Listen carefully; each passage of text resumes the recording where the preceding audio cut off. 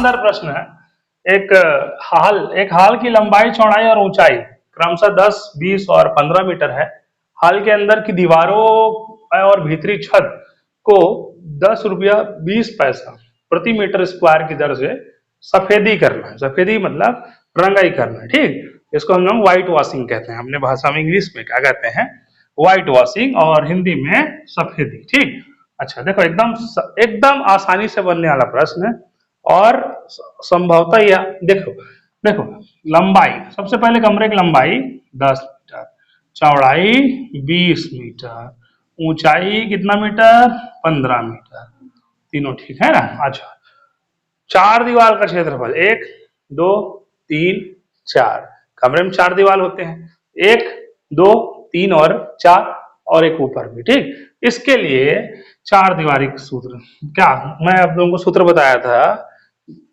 अच्छा, ये घनाभ के आकार, घनाभ का चार दीवारी क्षेत्रफल का सूत्र क्या होता है, चार दीवार का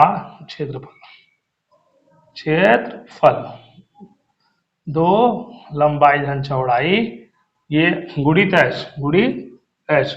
अच्छा, ये होगा चार दीवारी का क्षेत्रफल।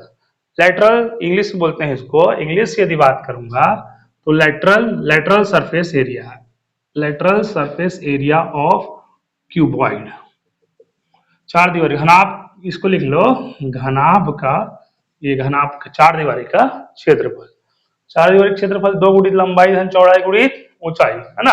अच्छा, एक चीज और, इसमें एक चीज नया चीज मेंशन कर दिया है, भीतरी छत।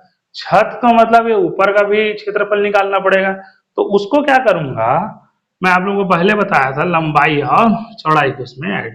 अब देखो इतना आसानी से बन जाएगा। लंबाई कितना होगा 10, यहाँ 10 कर दो, चौड़ाई कितना है 20, ऊंचाई कितना है 15, लंबाई चौड़ाई 10 गुणित कितना 20, अब यहाँ दो 20 10 कितना 30 गुणित कितना 15, ये दोनों गुणा करेंगे कितना 2, 3 दूनी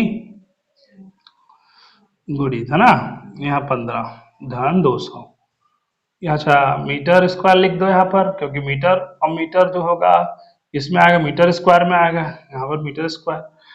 अब इसको हल कर दो, 15 छक्के 90, है ना, तो वो है 9, और है 0, यहाँ मीटर स्क्वायर, यहाँ 200 मीटर स्क्वायर, दोनों को जोड़ दो कितना होगा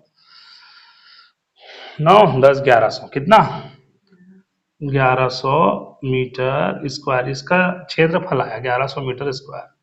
अच्छा, 1100 मीटर क्षेत्रफल आया, तो उसके बाद प्रश्न में लिखता है 1 मीटर का वो कितना रुपए लेता है, 1 मीटर का वो 10 रुपया 20।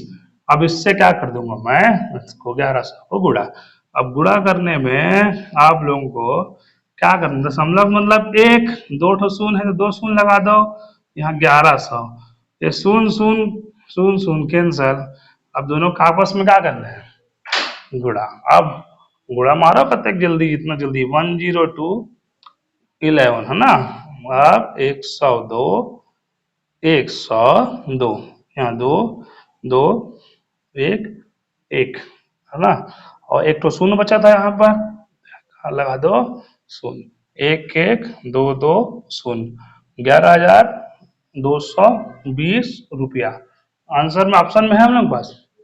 देखो सिंपल लॉजिक है, कोई बहुत कठिन गणित नहीं है, समझते हैं बराबर। एक हॉल की लंबाई, चौड़ाई, ऊंचाई क्रमशः 10 मीटर, 20 मीटर ऊंचाई है, वो चौड़ाई और ऊंचाई जो है 15 मीटर, ठीक।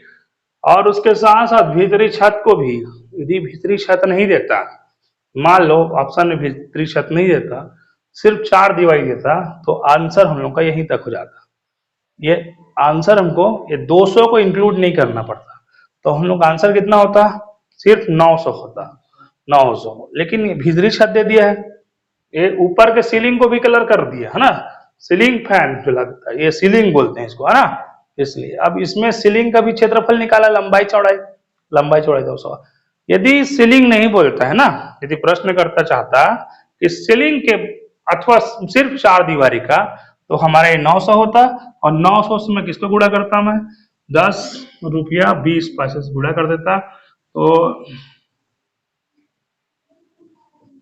ये शून्य शून्य 9 किट पहाड़ा में 1020 गुणित 9, शून्य 9 दिए 18, 9 एकम 9, 9100 कितना, 9180, सिर्फ 4 दीवारी का। उसके साथ साथ में सीलिंग ले लिया, सीलिंग शब्द आया तो सीलिंग शब्द आएगा तो आप लोगों को यही याद रखना है, लेटरल सरफेस एरिया इंग्लिश वाले मीडियम वाले लोगों के लिए lateral surface area into plus करना है, उसका लेंथ इनटू ब्रेथ करना है, और इस प्रश्न आसानी से हो जाएगा।